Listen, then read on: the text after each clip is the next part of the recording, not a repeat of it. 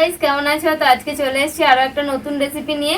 আর আজকে আমরা তৈরি করব একটা স্ন্যাক্স রেসিপি। এই যে তার জন্য নিয়েছি সয়াবিন আর নিয়েছি দুটো আলু। তো সয়াবিন আর আলু দিয়েই তৈরি হবে একটা দারুণ রেসিপি। হ্যাঁ, পকোড়াও বলতে পারো। সয়াবিনের নাগেটস তৈরি হবে, হেভি রেসিপি। এই আলু আর সয়াবিন সবার ঘরেতেই আছে। চলো দেখো কিভাবে বানাই। আর আমাদের বৃষ্টিও চলে এসছে।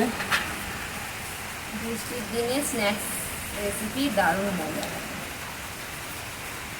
কড়াইতে জল দিয়ে দেবো। এবার এখানে আমি 3টে আলু নিয়েছি, আলুগুলো দিয়ে দিলাম। আলুগুলো দিয়ে দেবো, সিদ্ধ করে নেবো। দিয়ে দেবো। দেখো সয়াবিনটা সিদ্ধ হয়ে গেছে। সয়াবিনটা আমি নামিয়ে নিচ্ছি। আলুগুলো এখনো হয়নি, আলুগুলো আর একটু সিদ্ধ হবে। আর সয়াবিনটা নামিয়ে আমি একটু ঠান্ডা করে নেব। আলুগুলো সিদ্ধ হয়ে গেছে, আমি তুলে নেব।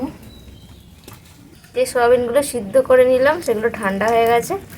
এবার এর থেকে চেপে জলটাকে আমি বার করে নেব।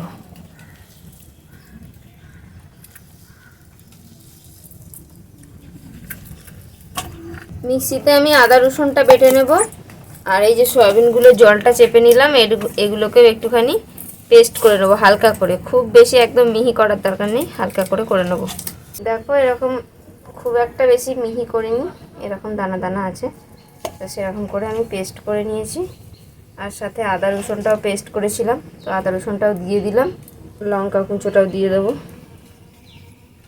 ধনে পাতা কুঁচো, নুন দিয়ে দিলাম স্বাদ মতো। আর একটু দিয়ে দেবো ধনে গুঁড়ো, জিরে গুঁড়ো, গরম মশলার গুঁড়ো, আর একটু গরম মশলা দিয়ে দিলাম। অল্প করে একটু লঙ্কার গুঁড়ো দিয়ে দিলাম। এবার দিয়ে দেবো কর্নফ্লাওয়ার, বড় চামচের 2 চামচ দিলাম। এবার সিদ্ধ করা আলুগুলো দিয়ে দেবো মেখে। এবার সব কিছু একসাথে ভালো করে মেখে নেব।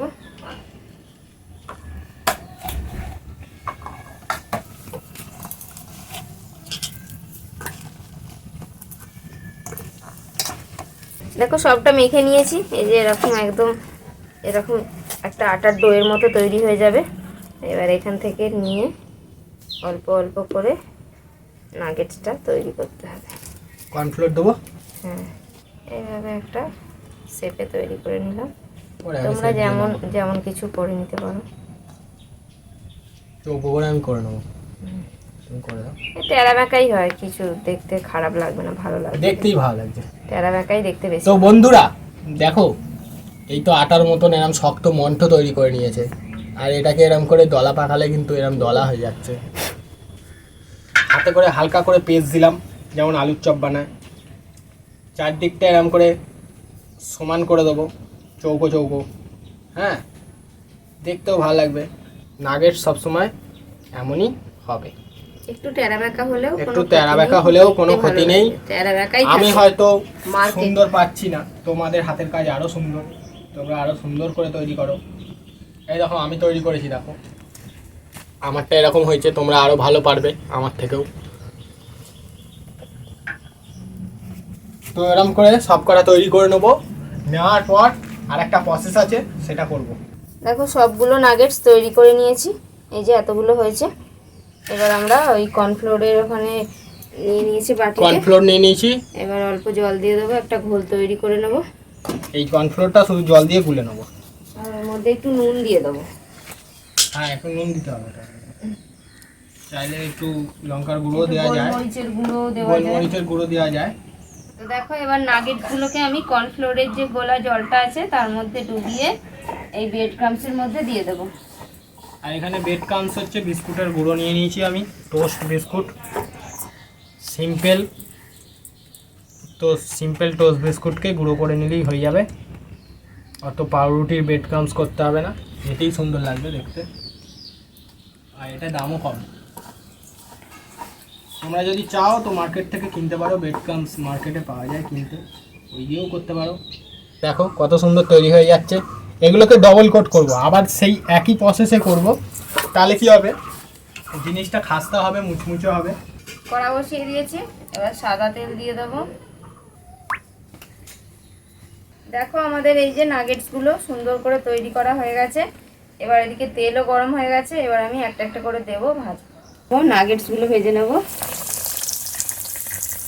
তেলটা গরম হয়ে গেছে, একে একে সব ছেড়ে দেবো। আর আমার এখানে কত সুন্দর ভাজা হয়েছে দেখো।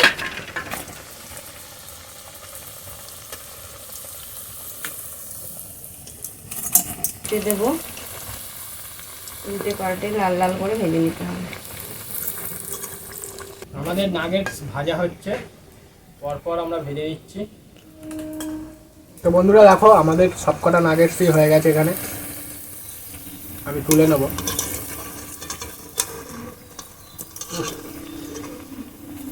আরও যেগুলো আছে সেগুলো দিয়ে দিলাম। ও দুর্ধর্ষ দেখতে হয়েছে। দেখো আমাদের সয়াবিনের নাগেটস পুরো সব ভাজা হয়ে গেল। কতক্ষণই বেলা ছিল, খুবই অল্প সময়ে আমাদের হয়ে গেল। আর খেতে কিন্তু খুবই টেস্টি হয়েছে, এখনই বলে দিচ্ছি। কেননা আমি একটা দুটো খেয়ে নিচ্ছি। একদম দুর্ধর্ষ দেখতে, ছোট ছোট ভেজিটেবলের মতো নাগেটস, আর ভাঙলে তো তোমাদের তো আগেই বললাম খেতে দারুণ সুন্দর লাগছে। সস মাখিয়ে নিচ্ছি, খুবই সুন্দর হয়েছে। বিকেলবেলা স্ন্যাক্স হিসাবে তোমরা খেতে পারো বাড়িতে, দারুণ লাগবে খেতে। তো তোমরাও বাড়িতে বানিয়ে ফেলো এইভাবে সয়াবিনের নাগেটস। আর কেমন লাগলো আজকের ভিডিও কমেন্ট করে কিন্তু অবশ্যই জানাবে। আজকের ভিডিও ভালো লাগলে লাইক করে দাও। তো আজকের মতো এখানে শেষ করছি, দেখা হবে পরের ভিডিওয়ে। টাটা।